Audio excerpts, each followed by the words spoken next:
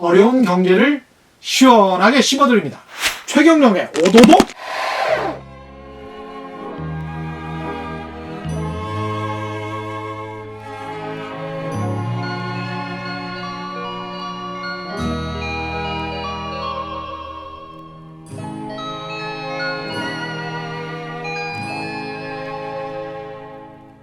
가을엔 편지를 하겠어요. 누구라도 그대가 돼요. 가을엔 편지를 하겠어요. 여러분만 그대가 돼요. 여러분도 답해주세요. 최경영의 경제쇼가 제일 좋다고. 이거저거 다 들어봐도 재미있는 경제 프로그램은 최경영의 경제쇼 플러스가 최고입니다. 라디오, 유튜브, 팟캐스트 싹 다 1등하고 싶은 최경영의 경제쇼 플러스, 여러분만 믿겠습니다. 지금은 청취율 조사 기간입니다. 안녕하십니까. 진실탐사 엔터테이너 있는 대로 닦아 최경영입니다. 방금 들으신 곡은 최양숙의 가을 편지였습니다. 주말엔 재미도 플러스, 지식도 인기도 웃음도 플러스 막 되는 최경영의 경제쇼 플러스 시간이죠. 시작하겠습니다. 오늘 출연자 많은 분들이 좋아하시는 분입니다. 안유화 성균관대학교 중국대학원 교수 나오셨습니다. 안녕하세요. 네, 안녕하세요. 예, 이 오늘 주제가 굉장히 꼭 알아야 할 키워드 두 가지인데, 중국 경제를 이해하는데 꼭 알아야 할 두 가지 키워드인데, 네. 또 그 전에 사전에 또 청취자분들께서 문자가 굉장히 많이 와서 네. 예, 이거를 좀 먼저 해결해 주시고 그 다음에 두 키워드로 들어가 보도록 하죠. 그럴게요. 예, 최정옥님, 중국 내 기업도 탈중국이 자유로운가요? 아니면 통제를 받나요? 오늘 안 그래도 혼합 소유제 네. 기업들에 관해서 이야기를 좀 해주실 건데 나중에 네. 어떻습니까? 중국 내 기업도 탈중국이라고 하기는 뭐하겠습니다만 정확히 말하면 이제 베트남 시장이나 미국 시장이나 자유롭게 그렇죠. 갈 수 있나? 그렇죠. 원칙적으로는 자유롭게 갈 수가 있고요. 음. 다만 걸리는 것이 네. 중국의 그 자본 항목이 개방이 안 되었어요. 예. 그래서 해외에 투자하려면 달러로 투자해야 되잖아요. 예. 그러면 위안화를 달러로 퇴환을 해야 되는데요. 그렇죠. 그게 국가가 한도가 있어요. 그러면 내가 뭐 베트남이가 투자하겠다면 뭐 천억 달러가 필요한데 천억 예. 달러만큼 외환을 다 퇴환할 수 있다는 보장은 없어요. 아, 근데 요즘에 같은 경우에 위안화가 지금 그 절하 압력을 받잖아요. 예. 지금 중미 무역 전쟁 그렇죠. 때문에. 예. 그러면 중국 정부는 위안화 환율을 보호하기 위해서 자본의 해외 그 흐름을 막습니다. 해외 다시 투자 말해서 규제를 하는군요. 예, 요즘에는 나오기 굉장히 힘들어요. 예. 네.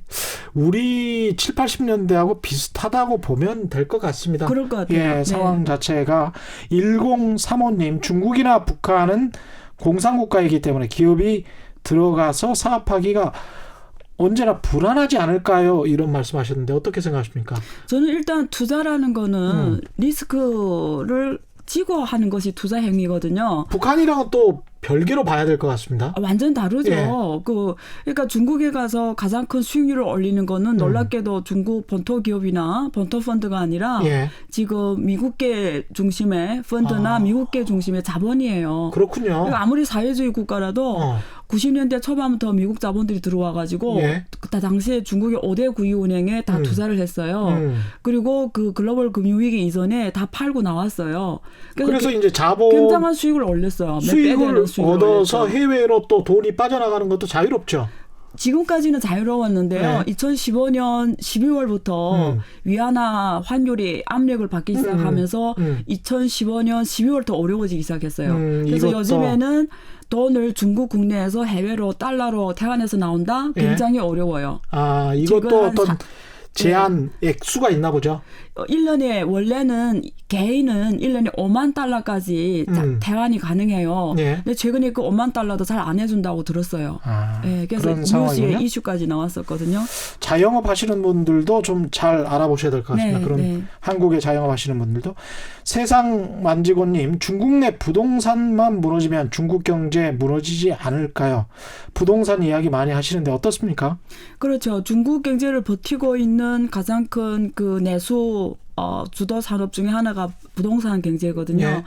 근데 일본이 음. 가장 큰 부동산 좀 버블이 있었던 나라고요. 예. 지금까지 부동산이 굉장히 비싸거든요. 예. 근데 그래봤자 GDP의 2배예요. 예. 일본이. 예. 미국은 1.7배거든요. 예. 중국은 4.5배예요. GDP가. 그러니까 굉장히 지금 부동산이 그동안 중국이 풀린 M2 돈들을 부동산이 다 꽉 끼고 안고 있는 거죠. 예. 그러니까 돈이 지금 그동안 돈이 거의 뭐 10배 넘게 M2가 10배 예. 넘게 불려 나왔는데요. 예. 그게 부동산에 다 굴러갔어요. 이 부동산이라는 네. 게 땅값, 집값 다 합해서 다 그런 합해서 거죠? 그렇죠. 예, 땅값, 예. 집값 주로 그렇죠. 아. 예, 상가, 워낙 거주. 국토가 커서 그럴 수도 있겠습니다만. 그런 게 아니고요. 예. GDP 대비로 하다 보니까 우리는 GDP 대비로 하는 거잖아요. 예. 그러니까 그걸 다 감안한 거죠. 아, 예, 그렇네요. 예. 그러네요. 네. 12조 달러에 4.5배면 예. 70조 달러가 조금 안 되는 맞아요. 정도 대충 수준. 네, 대충 그렇게 되죠. 대단하네요. 네.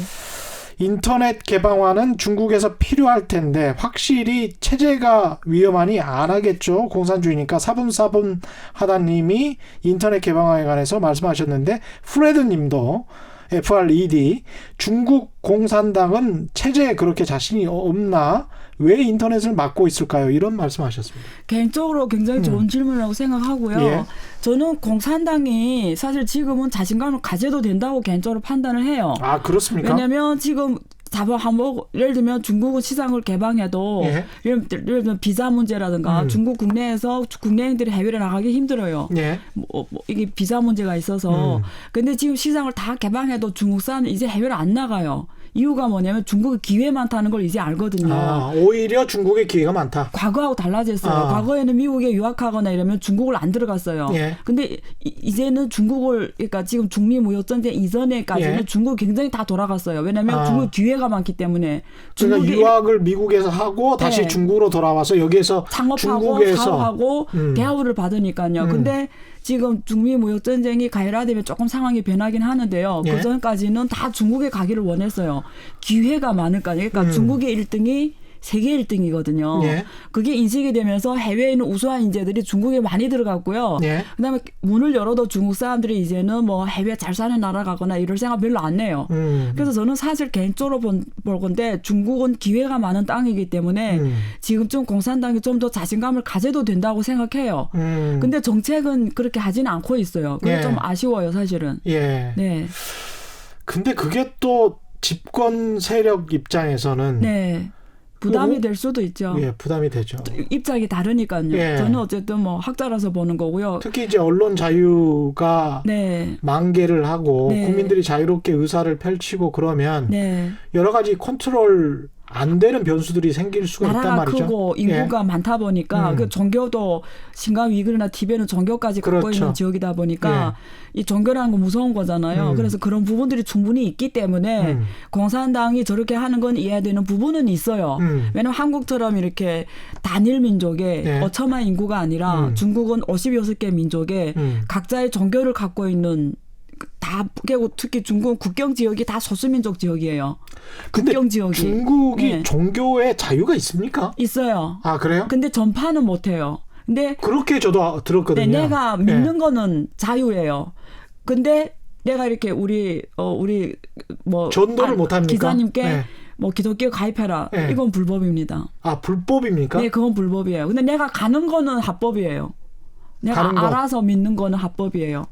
근데 모르는데 어떻게 그건 알아서 해석하세요. 예, 알아서. 네. 아, 내가 믿는 건 그렇군요. 자유예요. 네. 사실은 제가 그런 분을 일본인인데 네. 중국에서 광저우에서 목사를 하시는 일본인이에요. 네. 일본의 합법이에요. 그렇죠? 할 수 근데 이제 있어요. 중국에서 기업을 하시면서 네. 목회를 하는데 그 목회 활동에 제한을 받다 보니까 네. 비자는 기업 비자로 계속 가고 그렇죠. 목회 활동은 암암리에 하는데 목회 활동은 원래는 불법이죠. 그렇죠. 전파하는 거잖아요. 경찰의 네. 탄압을 받았다고 그러더라고요. 근데 그래서 이렇게, 여쭤보는 겁니다. 근데 만약에 예. 교회를 만들어서 내가 여기서 강의만 하면은 예. 오케이. 음. 근데 내가 다니면서 목회 활동하는 건 불법이죠. 그거는 전파 행위잖아요. 근데 그러네요. 내가 교회를 만들어 사람들 오잖아요. 알아서. 그거는 합법이에요. 그러니까 이제 가령 대학교에 네. 가서 대학생들한테 목회 활동을 하니까 그건 불법이에요. 그게 이제 불법이라고. 당연하죠. 전파 행위잖아요. 아, 그렇군요. 근데 자기 앉은 자리에 앉아서 내가 뭐 어. 설교하고 이러는데 대학생들이 걸어 들어왔다. 그건 합법이에요. 그래서 중국은 지금 기독교 인구가 1억으로서 공산당보다 더 많아요. 공산당 당원수보다. 공산당 당원수가 1억이 안 되거든요. 근데 중국은 크리스찬이 1억이에요. 지금. 아니 목회 활동이나 전도 활동이 불가능한데 기독교 신자가 1억 네, 1억 명? 1억 명이에요. 전파하면 얼마나 많겠어요. 아 재밌네요. 중국은 되게 재밌어요. 재밌네요. 네. 중국 경제를 이해하는 꼭 알아야 할 두 가지 키워드 이 이야기를 해봐야 될 텐데 오늘은 양회에 네. 관해서 이야기를 먼저 해야 될 것 같습니다. 지난 목요일이 쌍십절이었죠. 네. 이게 특별한 의미가 있습니까? 중국은 쌍십절이라는 게 제부를 뜻해요. 그러니까 두 개의 십이 예. 가장 큰 부를 이룩한다라는 이런 쌍십절이기 때문에 굉장히 길한 날이죠. 류허도 그날에 예. 중국 미국에 가서 예, 부총리. 그 중미 무역 협상을 진행했죠. 날을 굉장히 잘 고른 거고요. 예. 그래서 그런 깊은 뜻이 있고요. 태기를 했구만요. 네, 대기를 했죠. 예. 예. 그런데 그런 쌍십절에서 중국 공산당 자체에는 어떤 의미가 있는 겁니까? 그러니까 중국은 뭐 특별히 쌍십절이 의미가 있다란 건 없어요. 없고. 네, 없어요. 네. 아, 그렇군요. 네. 근데 이제 그게 대만에는 의미가 있습니까? 그러면 쌍십절이? 대만의 의미가 있을까요? 그거는 제가 명확하지가 않아요. 아, 그래요? 네. 예. 찾아봐서 말씀드릴게요. 나중에. 네, 나중에. 어차피 또 네. 계속 나오실 거니까. 네, 나중에 명확히 말씀드릴게요. 이 양회와 관련해서는 어떻습니까? 양회라는 게 우리로 치면 뭐죠? 한국에 비교하면 예, 국회격이에요. 국회죠. 거기서 법을 제정하고요. 여기 말하면 검찰장, 검찰 뭐 윤석현 같은 이런 사람을 선거하거나 윤석현인가요? 윤석열인가요? 네. 죄송해요. 네. 윤석열 같은 검찰총장을 선거하거나 뭐 이런 자리예요. 아, 그러니까 공산당 네. 국회에서 네. 검찰총장을 선거로 뽑습니까? 네. 아, 간접 선거로? 네, 간접 공산 당원들의 간접 선거? 그러니까 양회란 뜻이 이래요. 예. 전국 인민대표대회와 예. 중국 정치협상회의가 예. 다 3월 초에 열려요. 그렇죠. 그래서 먼저 정치협상회의가 먼저 열려요. 예. 하루 먼저. 예. 그다음에 전국 인민대표대회가 열리는데요. 예. 이 두 회의를 총칭하여 양회라고 해요. 근데 아마 중국 역사를 모르는 사람들은 정치협상회의 뭐냐, 전국 인민대표대회 뭐냐 잘 예. 모를 거란 말이죠. 예. 그래서 간단히 설명드리면 중국은 49년에 중국 공산당이 신중국을 건축해서 예. 올해 건국해서. 건국해서 70주년 지난번에 열병식이 있었잖아요. 그게 49년에 10월 1일에 시작됐단 말이에요. 예. 근데 실제는 일본이 그때 전쟁에서 조항을 선포하기 45년이었잖아요. 네. 그래서 45년하고 49년 사이에 중국 국민당하고 내전을 거칩니다. 그래서 46년 이때 거의 승전을 확진해요. 네. 47년부터 중국이 공산당이 거의 승승장구를 하면서 결국은 국민당이 대만으로 쫓겨나게 되죠. 네. 그러면 45년부터 그 49년 사이에 많은 그 정치 이익 집단이 존재해요. 그렇죠. 그게 지금 말하면 정치협상회의에 들어가는 아. 당들이에요. 예. 중국에 공산당 말고 당이 있다는 건 처음 듣죠. 그래서 쓸 것 같아요. 몇 개 당이 있을 것 같아요. 공산당 빼고. 수십 개 있을 것 같습니다. 예, 근데 지금 예. 8개 당이 있어요. 예. 공식적으로는. 예. 근데 그 8개 당이 다 중국이 49년 중화민공화국 신중국이 예. 만들어지기 전에 설립된 당들이에요. 그래서 그 8개 당들이 그때 45년부터 49년 이 정치가 중국이 막 혼란스럽잖아요. 예. 그때 정치협상회의라는 거 만들어서 미래의 중국을 어떻게 이끌어갈 것인가를 정해요. 이런 역사성이 있었군요. 예, 예. 그때 이 정치협상회에서 중국의 헌법이 만들어졌고요. 거기서 전국인민대표대회라는 조직이 만들어지는 거예요. 예. 그래서 전국인민대표대회라는 거는 정확하게 말하면 54년 9월부터 제1차 대표대회가 열려요. 아. 그다음부터 정치협상회의는 뒤로 밀리고 예. 중국을 대표하는 제일 중요한 회의는 전국인민대표대회가 됐고요. 예. 거기서 법이 결정이 되고 이제 말하는 주요 행정장관들이 총리 뭐 이런 행정장관 다 주석, 국가주석, 총리 이런 게 다 거기서 선출이 돼요. 예. 그게 54년부터 9월부터 시작된 거예요. 예. 제1회 전국인민대표대회. 그래 헌법에 이렇게 규정되어 있어요. 중국 헌법에는 중국의 최고 권력기관은 전국인민대표대회다. 예. 그래서 정치협상회의가 그 전까지 그 역할을 해온 거죠. 그래서 헌법도 나오고 전국인민대표 탄생시키고 자기는 역사의 뒤로 물러섰는데 물러서기에는 너무 큰 이해관계 집단들이 있잖아요. 예. 그래서 이름을 새롭게 달았어요. 예. 원래는 그냥 정치협상회의인데 54년 9월 이후부터는 중국 정치협상회의라 하고 매년마다 회의를 똑같이 연다. 예. 근데 전국인민대표대회가 주회의고 정치협상회의는 보조 성격이에요. 예. 그러니까 참원하는 이렇게 뭐 어떤 정치 이슈들에서 의견을 내고 예. 어떤 제안을 하고 자문. 어떤 예. 자문기구 예. 모니터링하는 역할로 아. 한다. 이게 지금 중국이 말하는 양회예요. 그래서 그렇군요. 매년 3월에 열려요. 음. 그래서 정치협상회의는 이렇게 어떤 의안을 올려요. 한국의 국회의원들이 자기 의안을 올리잖아요. 네, 예. 그건 똑같아요. 정치협상위원들은 의안을 발의할 권력을 갖고 있어요. 그래서 그걸 회의에서 이거는 중국이 해야 된다라는 예. 걸 결정해서 그걸 전국인민대표에 제안합니다. 예. 그럼 전국인민대표에서 먼저 열리는 거예요. 회의가. 그럼 전국인민대표에서 거수기로 해서 이런 정책은 해야 된다. 이런 법안은 해야 된다. 이렇게 해서 결정할 권한은 여기에 있군요. 거기에 있죠. 인민대표회의에. 네. 예. 그래서 중국 헌법에는 이렇게 돼 있어요. 중국은 어떤 사회주의 제도냐면 예. 중국 공산당 이게 헌법에 적혀 있는데요. 중국 공산당 영도하에 다당 합장과 다당 합장 여러 예. 당이란 말이에요. 예. 정치 협상 제도를 운영하는 기관이다. 예. 그게 이렇게 정치 협상회의와 헌법에 그렇게 돼 있습니다. 그렇게 돼 있어요. 그러니까 그래서 중국 공산당의 영도하에 다당 영도하에. 합장 다당 그러면 합장. 이 8개의 당이라는 거는 결국 네. 형식만 8개의 당이 있는 것이고 근데 실제는 그냥 첨언하는 역할을 그렇죠. 하는 당 조직이죠. 그렇죠. 그러니까 사실상은 중국 공산당의 영도하에 그렇죠. 있다는 것은 중국 공산당 말을 무조건 들어야 되는 그렇죠. 그래서 재미있는 질문인데요. 정치협상회의 주석도 예. 반드시 공산당원이에요. 그러니까 재밌죠. 사실상은 이제 공산당이 일당 독재를 하고 있는 것인데 그렇게 봐야 되는데 이제 표현은 그렇게 안 하고 헌법적으로는 약간 예. 좀 민주적으로 보이게 예, 다당 합작제라고 예. 표현을 했고요. 그래서 중국의 제도는 중국 공산당 영도하에 다당 합장과 정치협상회의 제도를 운영한다라는 게 중국의 제도 정치 제도예요. 네. 그러면 이렇게 양회를 통해서 네. 협상회의에서 뭔가 안건을 올리고 인민대표회에서 그게 통과가 되는 그런 방식이면 법안으로 만들어지고요. 예, 법안으로 만들어지고 네. 그러면 네. 이게 경제 정책이 뭐 공산당 일당 독재니까 네. 정치협상회의의 대표도 공산당이고 여기도 네. 마찬가지고 그렇죠. 그렇게 되면 뭐 아주 원활하게 일사천리로 이루어지겠습니다. 그렇죠. 그래서 예. 한국처럼 야당 여당이 이렇게 뭐 한 사건 가지고 이렇게 몇 개월씩 싸우고 이런 일은 없죠. 근데 생산적으로 싸우면 좋은데요. 생산적인 일에 싸우지 않고 네. 그 비생산적인 것 가지고 자꾸 이제 네. 정치 구호를 그야말로 남발을 하니까 네. 그게 또 문제가 있는 것 같습니다. 네. 민주주의는 쉽지 않은 것 같아요. 민주주의는 좀 쉽지 않죠. 네. 민주주의가 원래 시끄럽습니다. 네. 그게 정상이죠. 예, 네. 그렇지만 민주주의를 해야 되니까. 네. 그럼에도 불구하고 예. 민주주의는 값진 거죠. 예, 그렇습니다. 네. 네. 예, 자유는 소중한 것이니까요. 제일 소중한 거죠. 예. 네. 이렇게 이제 아주 일사천리로 양해가 되면 네.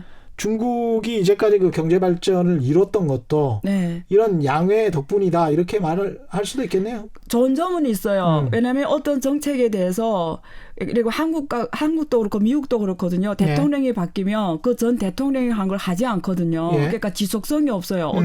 그래서 보통 전략이란 단어를 쓰기가 어려워요. 네. 왜냐하면 대통령이 5년제이기 때문에 한국 5년제고 미국은 4년제잖아요. 그렇죠. 그러면 그 임기 내에 완성을 해야 되기 때문에 미래 50년, 100년을 이야기하기가 힘들어요. 그렇죠. 근데 중국은 이게 공산당 일당 독재다 보니까 지속 가능하다 보니까 항상 이렇게 공산당의 이 정치인들이 입에서 쉽게 나오는 게 미래의 30년, 미래의 50년, 미래의 100년을 얘기해요. 야. 시진핑도 중국의 꿈이 예. 두 개의 50년, 100년을 이야기한 거예요. 중국의 꿈이. 실제로 실제는 그렇게. 그래서 거기에 꾸벅꾸벅 가는 거예요. 예. 그리고 이거는 야당 여당이었기 때문에 주석이 바뀌어도 그 다음에 사람도 공산당 사람이기 때문에 그걸 계속 이어가는 게 지금까지 온 겁니다.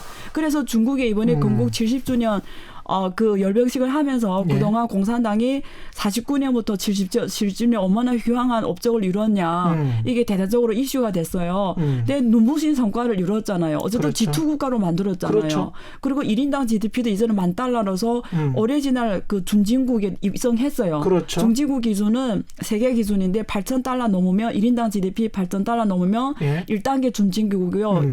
2차 단계는 $12,500, 예. 3단계는 $15,000 넘으면 선진국 가기 시작하는 거예요. 예. 그게 아직도 $12,500와 $15,000의 이슈는 있어요. 예. 근데 어쨌든 $8,000 넘었다라는 거는 14억이 중국이 어마어마한 일이에요. 그렇죠. 이거는 인정을 해줘야 돼요. 그럼요. 예, 예. 그래서 그게 이러한 평균 그렇다는 이야기니까. 그 대단한 많은 거죠. 인구가. 이거는 예. 5천만 명이 지금 베트남 인구가 예. 9,900만 명 정도 되는데 예, 1억 1인당 정도? GDP가 예. 이렇게 좀 안 돼요. 근데 1인당 GDP가 $2,400밖에 안 돼요. 아, 그렇군요. 중국은 14억 달러 인구가 $10,000 된다라는 거는 한국 같은 5천만 인구가 지금 $30,000 좀 안 되는 거하고 그렇죠. 같다고 3만 보시면 달러 돼요. 넘었죠. 소비 예. 능력이나 예. 보면 그러네요. 14억 인구가 이렇다는 거는 그럼요. 어마어마한 일이에요. 예. 그거 인정을 해줘야 돼요. 그럼요. 네. 예.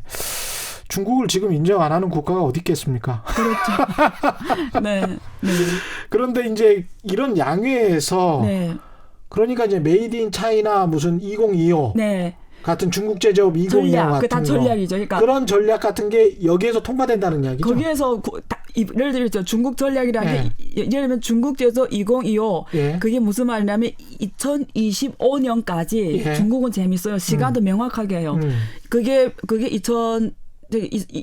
중국 제조 2025가 2012년인가 나왔어요. 처음으로 제기된 게. 예. 그러면 중국 제조 2025년까지 그러니까 2025년까지 중국의 제조업을 선진국 제조업 수준으로 만든다라는 거예요. 그렇죠. 근데 그걸 시간을 25년이라고 딱 정해요. 그게 재밌어요.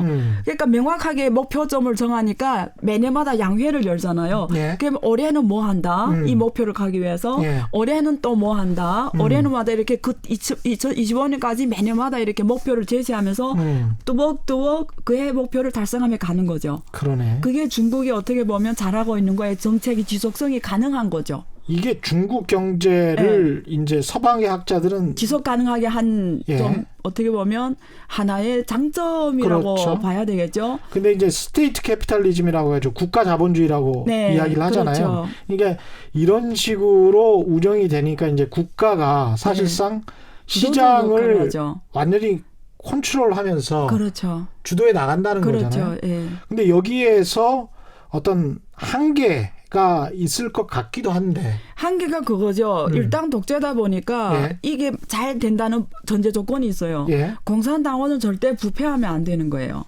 절대 부패하면 안 되는 겁니다. 그렇죠. 왜냐하면 한국은 야당 여당이기 때문에 서로 예. 감독하잖아요. 예. 그래서 뭐 1,000만 원 어떻게 돼 다 드러나잖아요. 다른 당에 의해서. 예. 근데 중국은 공산당은 자체가 자체를 감식해요. 그래서 중국 공산당 내에 기율 검사위원회라는 게 있어요. 예. 그게 공산당원들을 모니터링하는 기구예요. 처음에 왕치산이 기율위원회 위원장 했잖아요. 예. 왕치산이. 그래서 예. 시진핑 정부의 1기에 왕치산이 기율검사위 위원장 하면서 반부패를 내세워서 부패 권력자를 다 떨어뜨렸잖아요. 예. 그게 기율검사위원회에서 공산당원을 모니터링하는 조직이에요. 깨끗해라 거기서 하는 거예요. 근데 이게 전제 조건이 뭐냐면 그 자기가 자기를 감독하는 거잖아요. 그렇습니다. 그러면 이게 굉장히 쉽지 않은 일이에요. 예. 나하고 친한 사람은 봐주고 반대의 사람은 죽여버릴 가능성이 높다는 체제라는 거죠. 한국의 검찰이랑 비슷하게 될 수도 있죠. 그렇죠. 절대 권력은 절대 부패한다는 이야기예요. 그렇죠. 예. 그게 한계죠. 예. 공산당은 부패하지 않게 노력을 해요. 근데 제가 중국에서 살면서 과거에는 자신 있게 말했어요. 네. 중국이 지금까지 이렇게 고속으로 성장하고 지속 가능한 정책을 해오고 또벅또벅 성장할 수 있는 중 하나가 제가 아는 공산당원들은 솔선수범하는 정신을 갖고 있었어요. 그러니까 어려운 곳에 공산당이 제일 먼저 나가요. 예. 예를 들면 옛날에 산하 제한 정책으로 해서 아기를 못 낳잖아요. 예. 그러면 공산당원은 우선으로 아기를 안 낳아요. 왜냐하면 그게 몸에 박혀 있는 기본 공산당원의 예. 자질이었어요. 예. 근데 후에 이렇게 자본주의가 시장 경제를 했잖아요. 그러니까 돈을 벌기 시작하면서 돈이 보이기 시작하면서 이 유혹 앞에서 사람이 무너지기 쉬운 그렇죠. 거죠. 옛날에는 유혹이 별로 없었어요. 예. 그래서 정말 깨끗했어요. 어려운 곳에 있으면 공산당원이 먼저 나가 있었어요. 진짜요. 그러니까 이게 사실 그런 유혹에 견뎌내고 그게 유혹에 또 굴복하는 사람들은 그 과거에 참혹했던 역사가 있지 않습니까? 문화대혁명 때 하방도 해버리고. 그렇죠. 농촌. 그런 어떤 그 분위기나 네. 철학이라고 해야 될까요? 그게 정신이 아주- 사실은 그게 아주 예. 그러니까 제가 이제 말씀드린 것처럼 일당 독재의 한계를 문화대혁명이 보여줬고 대학지 운동이 보여줬고 그렇죠. 그 실패로서 사실은 한계가 있다는 걸 여실히 보여줬죠. 예. 그때 대학지 운동 때 3천만 명이 굶어 죽었거든요. 지금의 옛날에 북한의 뭐 고난의 행군 시설처럼 사람 많이 죽었잖아요. 그래서 이게 일당 독재의 한계예요. 근데 지금 전 세계 지구상에 네. 자본주의를 하는 나라들 중에 네. 완벽하게 자유방임주의 자본주의 네. 이론상으로 봤을 때 완벽하게 국가가 없죠. 정부가 전혀 개입을 하지 않는 없습니다. 그런 네. 나라는 없고요. 없어요. 그다음에 이제 중국 정도로 아주 강력하게 그렇죠. 국가가 개입하는 그런 자본주의는 몇몇 나라들이 있었고 그렇죠. 역사적으로도 한국도 사실은 마찬가지였습니다. 그렇죠. 이런 나라들이 근데 이제 한국처럼 네. 돼서 네. 민주주의까지 한국이 완벽하게 완성됐다고 보기는 힘들지만 그렇죠. 그럼에도 불구하고 이 정도 상황이 됐던 거는 한국으로서는 이제 굉장히 어떻게 보면 행운이고 명쾌한 거고요. 예, 네. 한국인들이 굉장히 잘했던 건데 잘했던 거죠. 중국 같은 경우에 이런 가능성이 있을까요? 자본주의를 하면서 자유주의도 네. 좋은 같이 들어올 수 있는. 질문이세요. 예. 제가 그 과거에 논문 쓴 게 있는데요. 예. 제가 이렇게 인류 역사 특히 저는 경제지도 쪽을 하는 사람이잖아요. 연구를 해봤더니 말씀하신 것처럼 완전한 시장주의도 실패해요. 그래서 후에 케인스가 들어온 거예요. 그럼요. 왜냐하면 시장이 실패하는 영역이 분명히 있어요. 그런 시장은 없습니다. 예, 없어요. 예. 그래서 일정한 이 정부가 들어와줘야 돼요. 그럼요. 보이는 예. 손이 예. 들어와줘야 돼요. 예. 근데 이게 보이는 손과 시장에 보이지 않는 손이 옵티멀 최적의 조합점이 있어요. 그렇겠죠. 그걸 지금까지 미국의 경제 역사와 중국의 경제 역사가 지금 서로 저는 실험하고 있다고 봐요. 그렇습니다. 예. 근데 어느 게 정답이냐는 우리가 계속 봐야 되는 상황인데요. 자존심 싸움도 걸린 거예요, 사실은. 이게. 사실은 있어요. 예. 근데 이걸 떠나서 국가 제도로 봐서는 시장에 관해서는 이게 접점에서 나는 오프테말이 있다고 봐요. 그렇죠. 근데 옵티멀 최적의 조합점 있다고 예. 봐요. 예. 근데 그 전제 조건은 정치 제도인데요. 정치 제도는 확실한 거는 자유와 시장의 평등과 예. 민주가 보장이 돼야 돼요.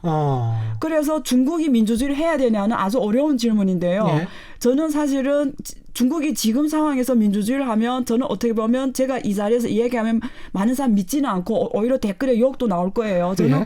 그 위험을 감수하고 예. 말씀드리면 제가 중국에서 오랫동안 연구를 해왔고 예. 또 거기서 성장했고 또 연구하는 학자라서 정말 객관적 양심으로 말하면 중국이 지금 중국 사람들 소질이 예. 민주주의하게 되어 있냐. 예. 중국은 글씨를 모르는 사람이 1억 명이 넘습니다. 아, 그렇군요. 예, 근데 예. 만약에 그런 사람들이 어떤 좀 순수하지 않은 어떤 정당에 의해서 이용이 되면 예. 민주주의라는 거는 한 사람이 한 개 투표권을 갖고 있는 그렇죠. 거잖아요. 예. 그러면 그런 사람들에 의해서 그 1억 표가 이용이 되면은 무슨 일이 일어날지 상상 불가능해요. 한국처럼 5천만 명이 아니라 예. 1억 명이라는 글씨 모르는 사람들 판단이 안 되는 사람들이 있는데 예. 거기서 민주주의를 실시할 수 있냐. 저는 소질이 웬간한 수준이 올라와야 민주주의를 할 수 있다고 보는 사람이에요. 그렇군요. 정말 철학적인 문제입니다. 네. 2000년 전 그리스 시대 때부터 네. 플라톤의 철인 정치 때부터 시작되어 온 네. 예. 누가 얼마나 많은 표를 가져야 되는가에 네. 관한 그게 문제죠. 과연 예. 저는 민주주의는 최적의 시점이 있다고 봐요. 한국도 다행히 예. 이후에 80년대 이후에 민주주의가 예. 도입되어서 한강의 기적이 있었다고 보지. 예. 만약에 처음부터 소질이 났을 때 저는 예. 민주주의를 했으면 오늘의 한국이 저는 없다라고 예. 가설을 한번 만들어 봅니다. 박정희 전 대통령이 그런 말씀을 하셨죠. 네. 한국식 민주주의가 네. 필요하다. 그게 유신헌법이었고 그게 이제 보편적으로는 독재라고 이야기를 하고 있는데 이거는 정말 그렇다고 독재가 맞는다는 얘기는 아닙니다. 그렇죠. 그러니까 우리가 고민할 필요는 있죠. 언제 네. 민주주의 실시하면서 국민의 소질과 교육 환경과 여러 가지가 어떤 데 가장 옵티멀 하냐는 우리가 예. 연구해야 되는 주제라는 거죠. 그렇습니다. 저도 정치학을 했는데 네. 이것을 인간이 네. 찾을 수 있을까요? 그러니까요. 그건 모르겠습니다. 네. 잠시 쉬었다가 하시죠. 예.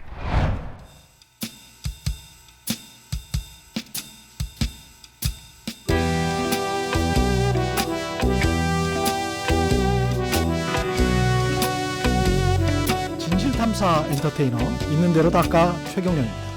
매주 일요일 오후 5시 5분 정보재미 시간까지 싹 다 플러스에서 왔습니다. 청취자 여러분의 남자 저 최경영 일요일에도 함께 하시죠. I'll do anything you 네, ask. 청취자 여러분의 남자 최경영. 아, 닭살이죠. 중국 경제를 이해하는데 꼭 알아야 할 두 번째 키워드가 혼합 소유제라고 말씀하셨는데 네. 혼합 소유제가 소유가 혼합돼 있다? 네. 이런 그러니까 뜻인가요? 혼합 소유제라는 거는 그러니까 우리가 기업의 소유를 누가 갖냐 예. 이 뜻에서 이 이름이 나왔어요. 예. 그러면 중국은 과거에 사회주의였잖아요. 그렇죠. 다 국가가 소유했잖아요. 그러다가 지금 한국식으로 표현하면 민영화 한다는 의미인데요. 그렇죠. 민간 자본, 외국 자본이 들어오라는 거예요. 아. 그래서 이제 국가 소유와 민간 소유, 외국 소유, 우리 셋이 같이 예. 어떤 기업을 소유하자. 아. 그래서 이름이 혼합 소유제예요. 그러니까 어떤 기업을 네. 민간, 중국의 민간인들이나 그렇죠. 외국 자본이나 그렇죠. 그리고 중국 정부, 그렇죠. 같이 공산당 또는 네. 지방자치정부가 네, 같이 할 공동으로 수 있다. 소유해서 같이 하자. 그 어. 뜻이 혼합 소유제라는 거고요. 예. 그러니까 소유의 개념으로 표현을 한 겁니다. 예. 근데 많은 분들이 이게 주식제가 아니냐 이런 표현을 하는데 주식제와 혼합 소유제는 이게 명칭이 이건 소유에서 말하는 건데 예. 혼합 소유는 주식제로 할 수도 있고 안 할 수도 있어요. 아. 혼합 소유는 유한회사 형태로도 할 수가 있잖아요. 그렇겠죠. 예. 주식회사 형태로도 할 수 있고 그렇죠. 이렇게 구분되는데요. 예. 대부분은 외국 자본, 뭐 민간 자본, 뭐 국유 자본 같이 하다 보면 대부분 주식회사로 있어요. 그렇게 봐요. 그렇게 이게 구분하시면 돼요. 언제 어떻게 해서 도입이 된 건가요? 이게 사실 중국이 그 다 국유가 옛날에 국영 기업이라고 그랬죠. 했어요. 예. 근데 이름을 국유 기업이라고 고치기 시작했어요. 왜냐하면 중국의 국유 기업들이 국영을 하면서 엄청나게 효율이 떨어지기 시작했고 지금 중국 부채의 대부분 국유 기업들이 갖고 있거든요. 그렇다며요. 그래서 예. 생산 효율성을 높이고 기업의 효율성을 높이고 이익을 향상시키기 위해서 예. 민간 자본들이 하는 민간 기업들이 효율성이 높잖아요. 예. 경쟁력도 있고 그리고 민간 기업들은 굉장히 살아남기 위해서 20시간을 스스로 알아서 일하지만 예. 국유기업에 있는 일하는 사람들은 거기서 일하는 직원임에도 불구하고 자기가 공무원이라고 생각하죠. 그러니까 딱 정시에 퇴근하고 정시에 출근하고 예. 이 치열한 시장 경쟁에서 살아남을 수가 없잖아요. 맞습니다. 민간하고. 예. 그래서 효율성을 높이기 위해서 결국은 천천히 결국 국유기업의 개혁을 시작했죠. 그래서 국영이라는 개념을 없애기 시작을 했고요. 국유라는 개념으로서 민간 자본과 외국 자본을 두로해서 이 개혁을 실시하기 시작을 했어요. 그게 그렇군요. 상당 기간 2000년 이후에 계속 진행이 왜 됐어요. 진행이 됐는데 사실 그게 강태민하고 후진토에 제일 많이 했어요. 후진타오. 예, 예. 강태행 짱저민하고 예. 후진토 때. 예. 그래서 중국의 민간 기업이 가장 지금의 글로벌 민간 기업들이 아리바바, 텐센트, 바이두 다 이게 짱저민 후진토식의 글로벌 기업으로 큰 기업이에요. 아, 그렇군요. 예. 그때 민간 기업에 굉장히 살아남을 수 있는 안정 생태 환경이 돼 있다가 시진핑이 2012년부터 집권하기 시작했잖아요. 예. 그러면서 1기에는 반부패 중심으로 예. 했고요. 2기는 혼합 소유제라는 걸 내세워서 잠깐만요. 그러니까 알리바바나 텐센트 같은 경우도 기업이 민간 완전히 기업이에요. 그건 민간 기업이에요. 민간에서 오리지널 민간 기업이에요. 민간에서 시작을 한 거죠. 그렇죠. 설립을 민간이 창업하고 예. 키우면서 성장한 게 짱저민하고 후진토 시대였어요. 그래서 그때는 우리가 국퇴민진이라고 해요. 예. 그러니까 많은 영역에서 민간이 다 창업하게 했어요. 원래는 전체 영역이 다 국가만 했는데 예. 이제는 이런 영역을 다 민간이 들어와 창업해서 해라. 그래서 남긴 게 한국의 한국도 똑같아요. 국가 주도해야 되는 산업들이 있잖아요. 전력, 통신, 예. 수도, 예. 전기 예. 이런 거는 공기업 쪽은 예. 민간이 장악하면 안 되니까 예. 이것만 남겨놓고 민간이 들어와 다 해라. 그래서 민간 기업들을 마음대로 창업하게 한 게 후진통하고 예. 그 전에 짱점이 20년 예. 세월이었어요. 이 20년 동안에 BATJ라는 글로벌 대기업이 성장한 거예요. 그렇군요. 98년에 BATJ가 다 98년에 성립됐어요. BATJ 모르는 분들이 있을까봐 네. B는 바이두, 예. A는 알리바바, 예. J는 징동, 예. 그다음에 T는 텐센트예요. 예. 다 98년대 성립이 됐어요. 그래서 20년 세월. 정확하게 그 기업들은 다 작년까지 이제 100% 민간 기업. 100% 민간 기업이었죠. 그래서 20년에 글로벌 기업으로 성장했단 말이에요. 예. 그래서 그때 시기를 우리가 국태민진이라고 해요. 국유가 나오고 민간이 들어가서 막 정말 중국의 지금 중국 기업가 그때가 제일 좋았다라고 얘기하는 사람들도 있어요. 국태민진. 네. 예. 근데 지금은 국진민퇴라고 해요. 국진민퇴. 그게 지금 예. 말하는 혼합소유제라고 해서 예. 갑자기 그 시진핑 정부가 올라오면서 예. 이제는 혼합소유제를 내세워서 왜냐면 그동안 국유기업들이 방만하게 경영해 오다가 다 이렇게 적자 경영에 시달리고 예. 부채가 하늘을 쳐받고 예. 하늘 솟아넘게 많고 예. 효율성이 떨어지고 예. 그럼 얘네 어떻게 이 부채를 해결할까를 예. 고민하다 보니까 중국 국무원 국가자산관리위원회에서 혼합 소유제라는 개념을 내세워요. 자, 이 국유기업들이 이런 부채 문제가 심각하고 파산하기 직전에 있는데 여기 국유기업은 보통 10,000명이 넘는 직원들이래요. 보통 10,000명. 네, 기본 넘어요. 그래서 보통 30,000명 넘거든요. 예. 그럼 얘네 파산하면 30,000명을 어떻게 해요? 그렇죠. 그리고 거기 가족들이 다 복지까지 해줘요. 그렇죠. 국유기업은. 예. 그러면 어떻게 해요? 사회 안정하고 연관돼 있단 말이에요. 그럼 살려야 돼요. 그렇죠. 그럼 어떻게 살릴까를 고민하다가 효율성이 높은 민간 자본이라든가 잘하는 외국 자본을 지분을 양도를 해서 아니면 유한 회사라도 새롭게 같이 하는 회사를 만들어서 얘네들이 효율성을 우리가 이 국유기업에 도입을 해서 얘네들을 살리자. 그래서 민영화하자 쉽게 말하면 팔 건 팔고 합병시키고 뭐 같이 할 건 같이 하고 그게 주로 이제 요즘 나오는 그게 2012년부터 지금까지 그래요? 추진해 왔는데 예. 요즘에 왜 갑자기 이렇게 불거졌냐면요. 예. 두 가지 때문에요. 예. 이번에 알리바바 마윈이 은퇴를 했잖아요. 많은 사람들이 알리바바의 은퇴를 두고 예. 설왕설래하고 많은 가설이 많아요. 예. 근데 뒤에 어떤 배경이 있냐면 정확하게 그 원인인지는 모르겠어요. 근데 중국의 인터넷은 중국이 네거티브 제도 때문에 예. 민간도 다 하게 했단 말이에요. 예. 그래서 BATJ가 만들어졌는데 얘네들이 금융까지 하다 보니까 중국의 금융을 BATJ가 장악하게 된 거예요. 웨이채페, 예. 텐센트, 예. 알리페이 예. 다 10억 명이 있어요. 근데 공상은행이라든지 세계 1대 은행이에요. 그렇죠. 공상은행이. 예. 건설은행이 2대 은행인데 예. 그래봤자 회원이 1억 명이 안 돼요. 근데 알리페이, 텐센페이 10억 명이 있어요. 10억 명? 네. 공사은행이 게임이 안 되는 거예요. 근데 금융이 민간이 이렇게 갖고 인터넷 있다. 은행이구나 이것들은. 예. 인터넷 은행을 할 뿐만 아니라 예. 결제를 장악했다고요. 그래요? 은행이라는 게 결제를 신용카드 그러네요. 출시해서 결제를 하는데 중국의 5대 은행, 공상은행이 세계 1위 은행인데 신용카드 회원이 1억이 안 된다니까요. 게임이 안 돼요. 예. 그 모바일 결제를 하는 겁니까 이쪽은? 다 모바일 예. 결제죠. 그냥 웨이채페 핸드폰으로 결제하죠. 그러니까 그래서 중국에서 그리고 더 중요한 거는 이 BATJ가 신용을 장악한 거예요. 예. 알리바바는 째베, 화베이라는 신용 상품이 있어요. 예. 소비 대출이에요. 신용 대출이에요. 그래서 왜냐면 우리가 그 언론에서 11월 싱글데이라고 하잖아요. 예. 그러면 곧 오잖아요. 다음 달 11월 매년마다 11월 11일에 토보왕 알리바바의 토보에서 하루 매출액이 작년 기준에 2,300억 원이 팔렸는데 예. 하루에 근데 그게 무슨 개념이냐면 한국의 1년 동안 모든 백화점 매출에 합한 거예요. 하루에 한 사이트에서 한 플랫폼에서 예. 그러니까 예. 규모를 아시겠죠. 예. 근데 그 토보의 전자상 거래가 그렇게 활성화됐는데요. 거기에서 우리 일반 사람들이 이게 매매 데이터가 있잖아요. 그걸 기반으로 해서 알리바바가 중국 사람들이 개개인의 신용 점수를 만들었어요.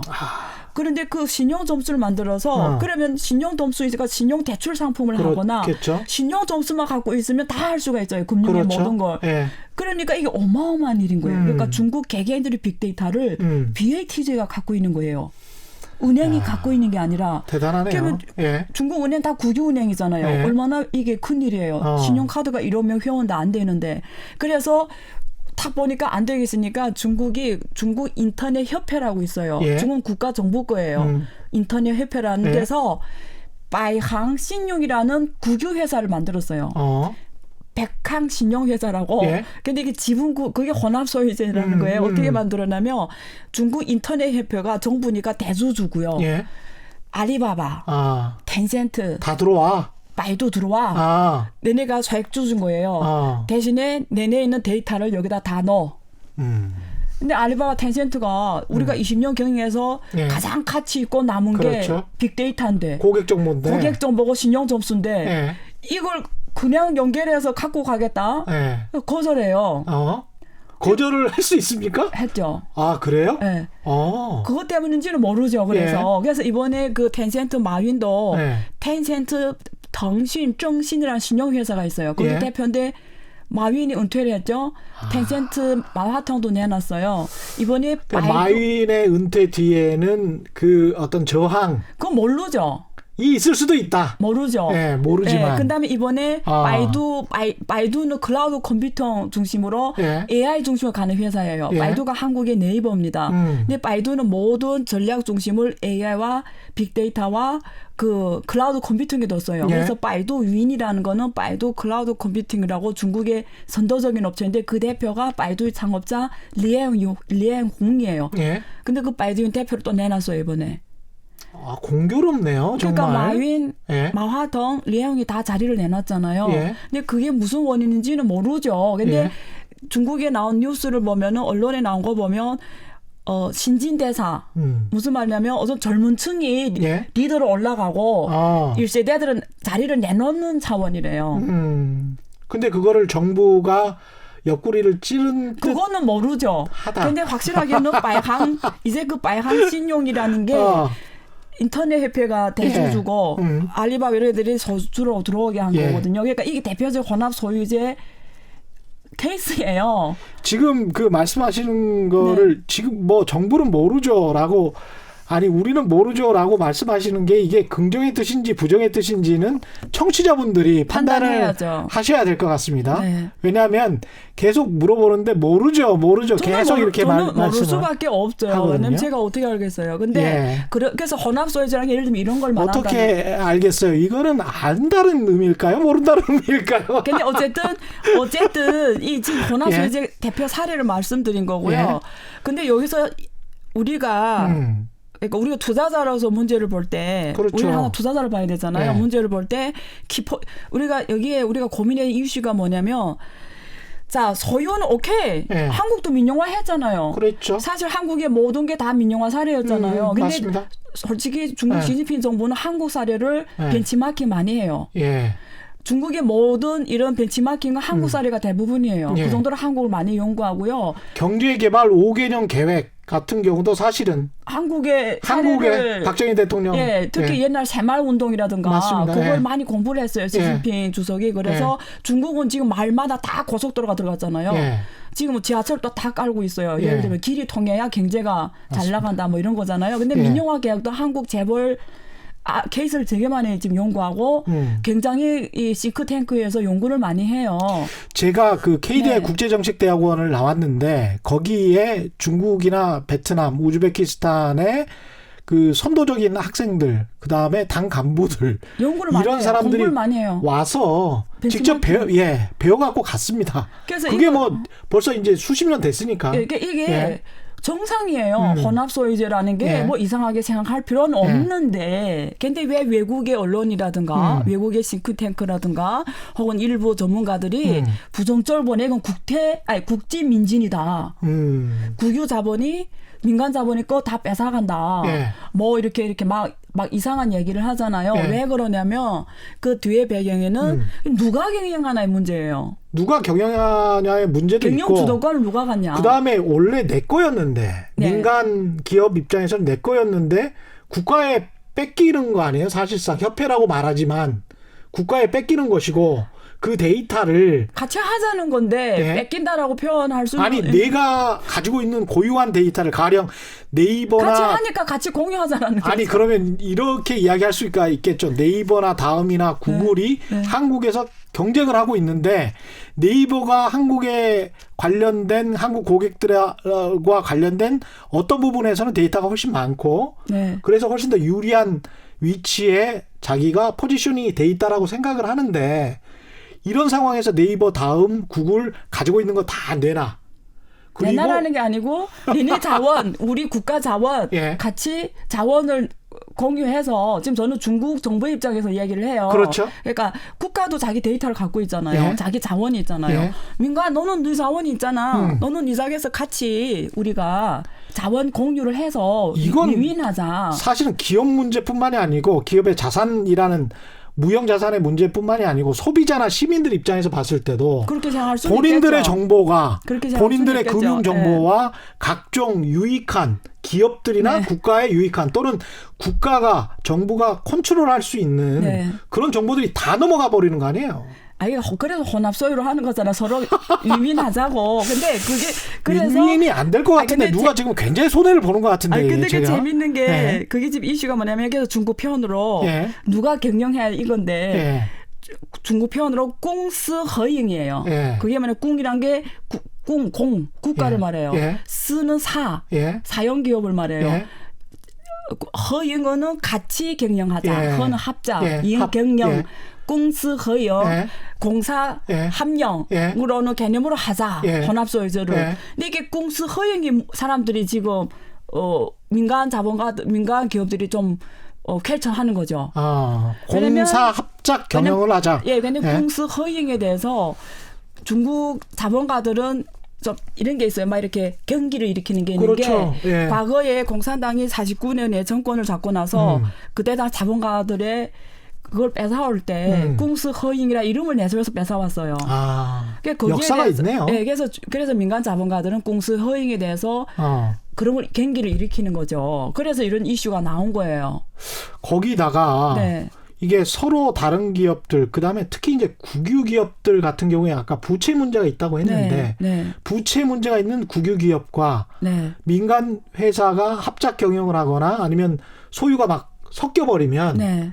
그러면 민간 회사 입장에서는 부채 많은 국유 기업의 네. 부채를 떠안아야 되는 문제점도 있지 않습니까? 아니 그런 건 있어요. 네. 그거 그렇게 나쁘게 볼 필요는 없고요. 네. 거기 이렇게 기업의 그게 구조조정이에요. 예. 한국의 그 대우증권 예. 산업은에 예. 맨날 구조조정 자금으로 들어가잖아요. 그렇죠. 안 되는 예. 대우조선이라든가 예. 뭐 이런데 구조조정 할 때 그렇죠. 똑같다고 보면 돼요. 팔 예. 거는 팔아요. 예. 민간이 팔아버려요. 아. 예를 들면 이게 경영이 잘 안 된단 말이에요. 국유기업인데. 예. 그럼 옛날에 가치가 100억짜리면 예. 야 민간 기업이 와서 사라. 대신에 10억에 줄게. 이렇게 팔아요. 그게 아. 구조조정이에요. 그렇게 중국이 아무리 공산당을 다탄을 아. 해도 날강도로 좀 싸게 준다? 우리나라 시장 원리로 해요. 예. 근데 어떤 거는 우량 자산 있잖아요. 예.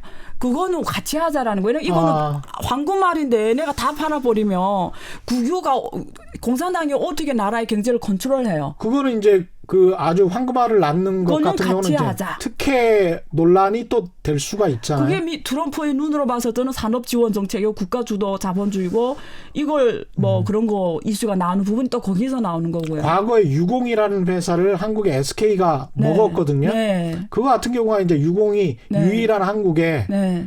석유 정제 회사였는데 당시에는 네. 그거를 공기업을 이제 먹으니까 네. 당시에 필름 만들고 그랬던 교본 만들고 그랬던 SK가 엄청나게 성장을 했죠. 그렇죠. 그거하고 비슷한 비슷하죠. 경우일 수 있겠습니다. 제가 또 예. 케이스를 말하면 중국에 지금 동항우료라는 회사가 있어요. 근데 그것도 원래 물류 회사예요. 이스턴 그 물류 회사인데 이 회사가 원래 오리지널 그 국유 회사다가 예. 이게 방만하게 계획하니까 적자에 시달리다가 민간 혼합 소유주를 해서 예. 민간 대형 기업들을 줘요 지분을. 그래서 전체 예를 들면 그 임원 중에 25%를 다 민간 이 기업인들이 들어와서 이사로 하면서 경영을 했는데 전체 산업 그러니까 중국의 물류 기업들의 평균 이익률이 약 15%예요. 물류 기업들 평균 이익률이 와, 높네요. 높아요. 중국 물류가 돈을 엄청 벌어요. 예. 근데 이 회사가 국유 회사가 엄청 안 좋았다가 예. 민간에 이렇게 혼합소유주를 한 이후로 지금 이 회사의 ROE, 예. ROE가 순이익, 그러니까 자기 자본 이익률이 예. 53.25%예요. 그러니까 이제 53.2. 그러니까 평균이 15%인데 ROE가 평균이 15%인데 이 기업이 53.25%라고요. 자기 자본 이익률 같은 경우에 10%만 넘어도 엄청 높은 거거든요. 좋은 기업으로 예. 분류가 되는데 53%면 엄청납니다. 그러니까 진짜. 이런 거는 이 동항 우리랑 국유기업도 좋고 예. 여기에 지금 들어간 민간 자본도 엄청 좋은 거죠. 그러니까 나쁘게 보면 안 된다고요. 생각해 보면 네. 중국에서 국유 기업들에게 특히 이제 정식 대출을 많이 해줬잖아요. 네. 그러면 민간 기업들이 참여를 함으로써 민간 기업들은 그 지위도 얻을 수 있겠네. 그렇죠. 예. 그게 그러니까 혼합 소유주를 하는 민간 기업의 모티베이션 동기죠. 예. 옛날에는 대출받기 너무 힘들었죠. 그렇습니다. 근데 국유가 들어오는 국가 소유가 국유 지분이 들어온 즉시 그 국가 기업이 누리는 자원들을 그렇습니다. 다 누릴 수가 있죠. 공산당으로부터 우대를 받을 수가 있는. 그렇죠. 그 플랫폼이 생기는 거죠. 그래서 합니다. 그래서 외국 자본도 중국 국유 기업들하고 합작을 엄청 해요. 예를 들면 예. 지금 여러분이 다 아는 시티 그룹 있잖아요. 시티. 예, 시티 중국의 골드만삭스 예. 시티 증권사는 중국에서 골드만삭스로 키우려고 했던 IB 증권사고요. 예. 시티 그룹 자체가 어마어마한 중앙 그룹이에요. 예. 근데 후에 이 그룹을 싱가포르 테마석, 예. 테마색. 테마색. 예. 그리고 태국의 중국어로는 정다 그룹인데 한국에서는 CP 그룹이라고 해요. 예. CP 그룹. 예. 태국의 제일 큰 그룹이고요. 예. 카타르 예. 그 국가 투자 회사가 아. 다 지분을 갖고 들어왔어요. 아, 그렇군요. 그래서 중국의 이런 통신 분야, 예를 들면 예. 유니언, 중국의 렌통이라고 해요. 예. 여기도 지금 외국 자본이 투자를 해요. 그리고 바이두, 腾讯, 아리, 찡동이 다 지분을 갖고 들어갔고요. 그래서 이런 게가 혼합 소유주를 나쁘게 보면 안 돼요. 그러니까 아까 말한 것처럼 안 되는 건 팔아버리고, 그러니까 예. 자신 있으면 사라. 이게 구조조정이고, 이렇게 이건 잘 되는 영역이잖아요. 예. 물류, 예. 이 통신, 전력, 예. 독점 유역을 민간도 오라, 외국 자본도 오라. 그래서 이거 중국의 국가정부 이전의 효율성을 높여서 높은 이익률을 실현하고 예. 민간도 누리지 못한 국가 자원을 향유할 수가 있고 또 어마어마한 이런 지금도 매물로 나와 있는 이런 국유 기업들이 있습니까? 그러면? 정이죠. 그래요? 그럼 한국 기업들이 관심을 가질 만한 한국 정부가 관심을 가질 만한 그런 업종 있죠. 그런 원래 한국에 어떤 기회도 안 왔어요. 안 왔어요? 예, 왜 그러냐면 네. 중국은 미국을 원해요. 항상. 나는 미국이 가장 잘한다고 생각해요. 자본주의는. 꼭 그런 건 아닌데. 그런 거 예. 아니잖아요. 그것도 편견이거든요. 예. 근데 중국에 조금만 관심 있으면 다 알 거예요. 올해 중국의 각 성시의 성당서기들이 한국 말하면 예. 도지사들이 예. 중국의 성에서 제일 높은 사람 성장이 아니라 당서기예요. 서기들이 올해 불이 나게 한국에 왔다니까요. 이걸 하려고 혼합소유주를 하려고 한국에 어떤 업종 다 이런 독점적이 좋은데요. 독점적으로 좋은 물류, 전자상 거래, 금융 다 그러니까 나쁜 걸 안 줘요. 나쁜 거 좀 누가 와요. 근데 상당히 흥미롭네요. 근데 한국은 예. 중국에 편견이 있어요. 중국은 무서운 나라다. 예. 믿지 못할 나라다. 예. 들어가면 돈을 못 찾는다. 못 뺀다. 이런 편견이 너무 아니 근데 외국 투자자들 입장에서는 리스크가 있을 거고 주의할 점은 분명히 있을 것 같습니다. 이번에 예. 최신의 사례를 말씀 페이팔이 갔잖아요. 페이팔이 갔습니까? 네, 페이팔이 중국에 아까 제가 너무 안타까워요. 페이팔이 왜 갔어요? 지금 중국하고 미국이 무역전쟁 치르고 뭐 지금 될까 말까 한 상황인데 그렇죠. 페이팔이 중국에서 딱 보니까 알리페이하고 테세페이가 10억 명이란 말이에요. 예. 자기네 아무리 해도 10억 명은 없잖아요. 그렇죠. 야 중국은 예. 저기 인터넷 결제가 어마어마하게 돈 버는구나 해서 들어가서 이번에 유일하게 외국 기업으로서 제3자 지불 결제 라이센스를 받았잖아요. 한국이 지금 가면 똑같이 받는다고요. 한국에 있잖아요, 몇 개. 예, 있죠. 한국의 삼성페이나 예, 카카오뱅크 난 다른 같은 페이는 예. 모르겠는데 예. 삼성페이는 가서 무조건 받을 수 있어요. 한국은 삼성을 어마어마하게 인정해 주거든요. 제가 빨리 삼성 회사 만나서 얘기를 해줘야 되는데 빨리 가야 된다고. 지금 안 가면 기회 없어요. 지금 미국하고 막 그렇습니까? 싸워서 예. 외국 자본들이 막 달아날 때 예. 중국이 들어가면 얼마나 좋아해 줍니까? 그래서 금융시장 개방한 거거든요. 외국 자본 들어오라고. 기업인들 네. 그다음에 한국 정부 한번 눈여겨 잘 살펴보고 검토해 봐야 될 것 같습니다. 오늘 말씀 너무 감사하고요. 네. 오늘은 여기까지 해야 되겠습니다. 네. 지금까지 안유화 성균관대학교 중국대학원 교수와 함께했습니다. 고맙습니다. 네, 감사합니다. 예. 최경영의 경제쇼 플러스는 오늘 여기까지고요. 올바른 투자와 올바른 투표는 다르지 않다는 말씀 다시 한번 드리고, 경제학은 원래 정치 경제학이었다는 말 오늘은 정말 더 중요해진 것 같습니다. 세상에 이익이 주말에는 따따블 행복도 따따블 되는 최경영의 경제쇼 플러스 여기서 마치겠습니다. 고맙습니다. What did she